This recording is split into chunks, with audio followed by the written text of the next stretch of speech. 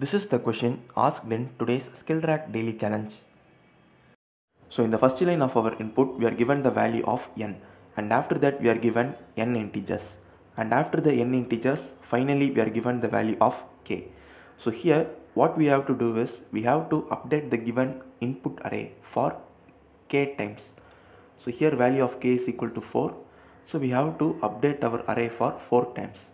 So first I am copying the array as such, and here what updation we have to perform is we have to compare the first two integers in the array, and we have to shift the minimum of the first two integers to the last.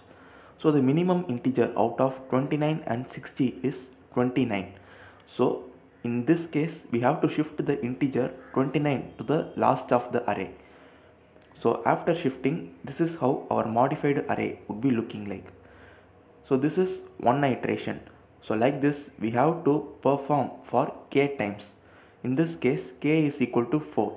So we have to do this for 4 times. And now in the second iteration, the first two integers are 60 and 84. And the minimum integer out of 60 and 84 is 60. So in this case we have to move the integer 60 to the last. So after moving the integer 60 to last, this is how our array would be looking like. And now in the third iteration, the first two integers are 84 and 26, and the minimum is 26. So we move 26 to the last. So after moving 26 to the last, this is how our array would be looking. And then in the fourth iteration, so 84 and 50 are the first two integers, and 50 is the minimum. So we move 50 to the last. So we have updated our array for k times. So we have updated for 4 times, and after updating our array for 4 times, this is how our modified array is looking like. And in our expected output also we can see that it is same. So what we have done is correct. So this is how we should be solving our today's daily challenge. Similarly, let us use our sample test case 2 for checking our program. Now let us see how to write a C program for this. So first I have created a function named move2end. So later let us see how this function works. First let us start with our main. So in the main function, first I am creating two integer variables n and k, and in the next line I am accepting the value of the integer n, and after that I am creating a new integer array named arr of size n. So now we have to accept n integers. So I am creating a loop that iterates for n times, and in every iteration using a scanf statement we will be accepting an integer and store that integer into the array arr, and after n integers we are given the value of k. So after the execution of the for loop, again using a scanf statement, I am accepting the value of integer k. So now we have to update our input array for k times. So I am creating a loop, and this loop iterates until k becomes equal to 0. So in the condition we are giving k not equal to 0. So only when we give the condition k not equal to 0, the loop iterates until k becomes equal to 0. And in every iteration of this while loop we will be decrementing the value of k by 1. So what we are performing in this while loop is we are finding the minimum integer out of the first two integer. So the first integer is arr of 0 and the second integer is arr of 1. So we have to compare only these two integers. If the first integer is minimum, we have to move the first two last, else we have to move the second two last. So if arr of 0 is less than arr of 1, then we call the function move2end, and in the arguments we pass arr and then the index 0, because the minimum integer is present at index 0, and finally the length of array, so n. So these are the values we will be passing in the arguments.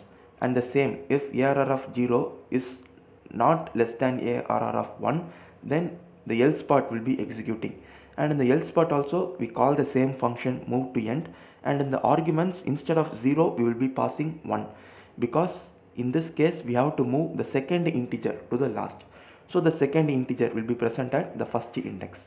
Now let us see how this function move2end works. So this function is of return type void, and it accepts 3 variables in its arguments. So the first is a array.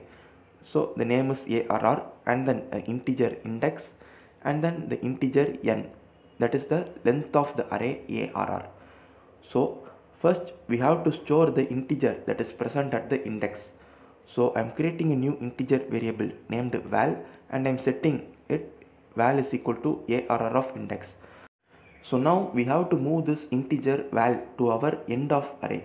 Before moving it to the end of array, we have to left shift the position of all the integers present after the index. So only then a empty space will be created at the end. So to do that, I am creating a loop that iterates from index till n.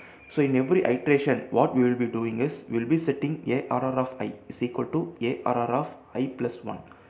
That is, current integer will be replaced by the next integer. So what happens is all the integers present at right will be left shifted by one position. So when all the integers are left shifted by one position, the last integer would become empty. So there would be an empty space at the end. And now our task is to fill that empty place with the value val. So that was our task. We have to move the integer to the last, and the integer is present in the variable val, and there is also a empty space present at the end. So we set ARR of n minus 1 is equal to val.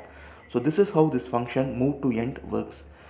So for any of the given index, this is how we will be moving the integer to the end of our array. So finally, after the execution of this while loop, our input array would have been modified for k times, and the modified array would be stored in our input array itself, ARR. So after the execution of the while loop, again using a for loop, I am printing the current values present in the integer array ARR. So that would be our expected output. So now let us check our program with sample test cases. So this is the sample input 1, and our expected output is here. 84, 29, 60, 26 and 50. So we also get the correct integers. And now let us check our program with the sample input 2.